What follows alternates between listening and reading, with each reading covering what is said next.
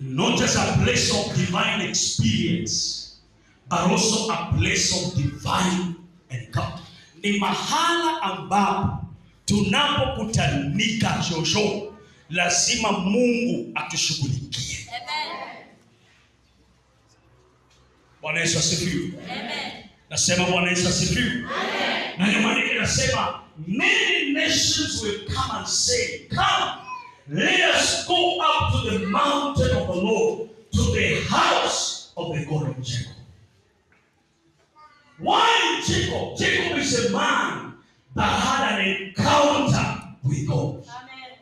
At Bethel, he was broken by God to reconcile rightly with his brother. Amen. Anytime people meet an encounter with God, their lives can never be the same.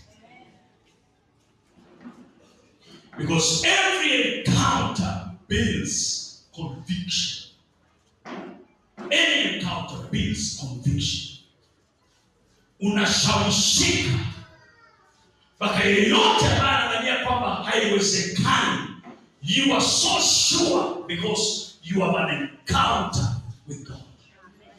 When the woman with the issue of blood had an encounter with the garment of Jesus, maana nasema kuna jambo lilimtendekea pale, because that was an encounter. Akajiambia, if only I touch, ikiwa nitaguza tu pinde la vazi lake, I want an encounter. I want an encounter. Alipoguza pa, the issue of blood kaisha. Yesu pia akajua wao, there is something that has happened. Wale wanafunzi wa Yesu, watu ni wengi bana. Huyu mtu unasema nani ameniguza? Ile ilikuwa ni uguzo wa kawaida. Ninaomba wewe uliyefika hapa, pokea uguzo wa Yesu katika jina la Yesu.